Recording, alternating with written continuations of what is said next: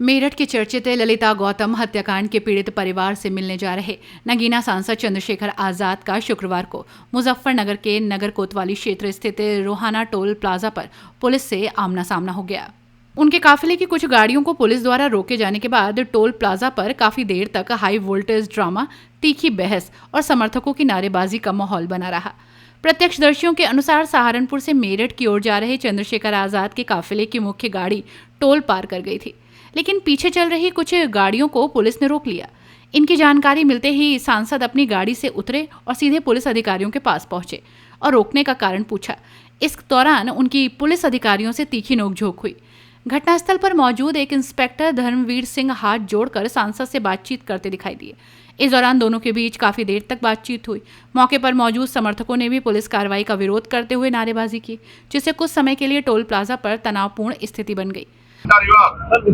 Inspector हूँ, inspector ही रहूंगा। मैंने आपको बता दी क्या? मैं देखिए, मैं हाथ जोड़ के बता, इंस्पेक्टर हूँ, इंस्पेक्टर नहीं हूँ। कौन सा करेगा? गाड़ी कितनी निकलेगी?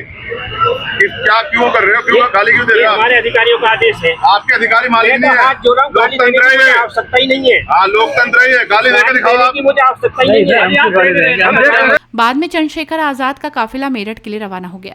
उन्होंने कहा कि वो मेरठ पहुंचकर पुलिस कार्रवाई से प्रभावित लोगों और पीड़ित परिवार से मुलाकात करेंगे। साथ ही उन्होंने स्पष्ट किया कि वो मेरठ के वरिष्ठ पुलिस अधिकारियों से भी मुलाकात कर ये जानने का प्रयास करेंगे कि प्रदर्शन के दौरान कथित तौर पर ऐसा व्यवहार क्यों किया गया और इसके पीछे का कारण क्या था। चंद्रशेखर आजाद ने कहा कि वो लोकतांत्रिक व्यवस्था और संविधान में विश्वास रखते हैं तथा किसी भी अन्याय के खिलाफ आवाज उठाना हर जनप्रतिनिधि और नागरिक की जिम्मेदारी है। उन्होंने दोहराया कि उनका उद्देश्य किसी निर्दोष व्यक्ति के साथ अन्याय न होने देना और दोषियों के खिलाफ निष्पक्ष कार्रवाई सुनिश्चित करना है। जी, किधर का दौरा है आज? किधर की तरफ निकले हैं? पूरे देश को तो पता है कि मेरठ में क्या हुआ, और मैं भी चोरी छिपे नहीं जा रहा हूँ, सबको बता के जा रहा हूँ, क्योंकि जो हुआ है लोकतांत्रिक व्यवस्था में, संवैधानिक देश में, वो अच्छा नहीं। जब इतने बड़े पदों पर बैठे अधिकारी इस तरह का व्यवहार करेंगे तो लोगों के मन में भय, चिंता होना लाजमी। मेरी और मेरे जैसे न्याय पसंद हर व्यक्ति की जिम्मेदारी बैठती है कि वो इसके खिलाफ आवाज उठाए और सरकार से कार्रवाई की मांग करे। और उन अधिकारियों से भी मैं मिलूंगा जिन्होंने कृत्य किया, पूछूंगा कि ये ऐसा क्यों हुआ। रास्ते में रोकने का प्रयास अगर किसी तरह का किया जाता है चाहती है।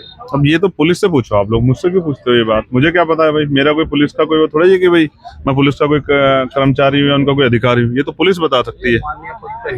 हाँ, फिर क्यों रोकना चाहती है, ये इसका जवाब तो पुलिस को देना चाहिए। ऐसा क्या है कि पुलिस जिसको रोक के छिपाना चाहती है? एसएसपी मेरठ पर कार्रवाई की बात भी कह रहे हैं किसान नेता राकेश टिकैत भी, क्या कहेंगे? देखिए, उनका व्यवहार जो है ना वो गरिमाई नहीं है। और अगर कोई ये कहता है कि भाई हालात ऐसे थे, तो वहाँ कोई किसी पे कोई हथियार नहीं था, कोई डंडेबाजी नहीं हो रही थी। नारेबाजी से अगर कोई अधिकारी डर जाए तो ये क्या भरोसा कल गोली नहीं चला सकता है?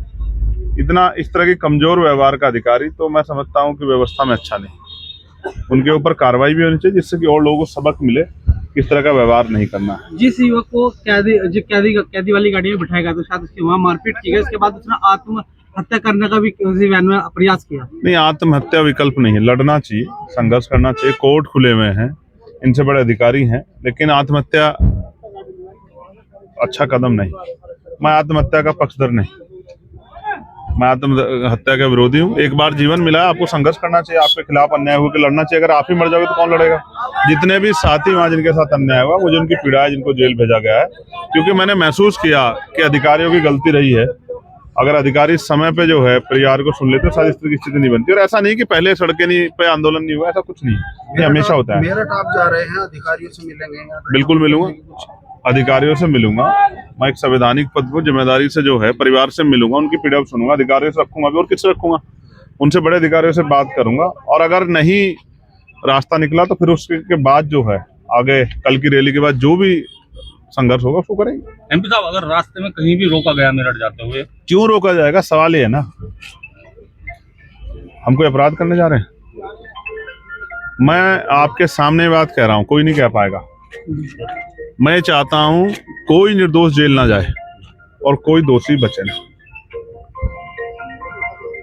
जो निर्दोष है पुलिस फिर इन्वेस्टिगेशन करे। अगर पुलिस की इन्वेस्टिगेशन पे परिवार को भरोसा ही नहीं हो पा रहा है या पुलिस इस तरह का व्यवहार करे तो कैसे माना जाए कि इन्वेस्टिगेशन फेल हो रही? क्योंकि जो कर्मचारी अधिकारी इस तरह का व्यवहार करके, आपने भाषा देखी, सड़क किसी के बाप की नहीं है, गंदगी कर दी सालों ने, आप समझते हुए भाषा क्या है?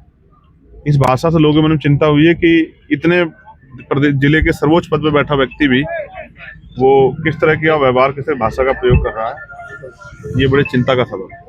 अभी बाकी देखते हैं, आप लोग तो हैं ही और हम लोग भी चल रहे हैं। जिस तरह मेरे एसएसपी ने थप्पड़ बजाए हैं, फिर गाड़ी में जो आरोप बैठ गए थे वे धरना प्रदर्शन करने वाले, गाड़ी में जाके भी उनके साथ मारपीट की गई। हाँ, यही चीज भय पैदा कर रही है कि ऐसा क्यों किया, किसके इशारे पर किया गया। ये जाके उनसे हम लोग पूछेंगे, मैं एसएसपी से मिलूंगा, डीएम से बोलूंगा, पूछूंगा ऐसा उन्होंने क्यों किया। ठीक। उन्होंने कहा कोई निर्दोष जेल ना जाए और कोई दोषी बचना नहीं चाहिए। उनके अनुसार यदि किसी जांच पर लोगों का भरोसा कमजोर होता है तो प्रशासन की जिम्मेदारी और बढ़ जाती है। सांसद ने यह भी कहा कि किसी भी परिस्थिति में आत्महत्या समाधान नहीं हो सकता। उन्होंने लोगों से संघर्ष का रास्ता अपनाने और कानूनी प्रक्रिया के माध्यम से न्याय की लड़ाई लड़ने की अपील की। उनका कहना है कि अन्याय के खिलाफ अदालतें और संवैधानिक संस्थाएं मौजूद हैं तथा लोकतांत्रिक तरीके से अपनी बात रखनी चाहिए। चंद्रशेखर आजाद ने कहा कि वो मेरठ में पीड़ित परिवार से मुलाकात करने के साथ साथ वरिष्ठ प्रशासनिक अधिकारी, जिनमें पुलिस और जिला प्रशासन के अधिकारी शामिल हैं, उनसे भी मिलेंगे। उन्होंने कहा कि यदि बातचीत से समाधान नहीं निकला तो आगे की रणनीति तैयार की जाएगी। फिलहाल रोहाना टोल प्लाजा पर हुई इस घटना के बाद पुलिस सुरक्षा के बीच उनका काफिला मेरठ के लिए रवाना हो चुका है। वहीं मेरठ से पहले से ही सुरक्षा व्यवस्था कड़ी कर दी गई है। पुलिस पूरे घटनाक्रम पर लगातार नजर बनाए है।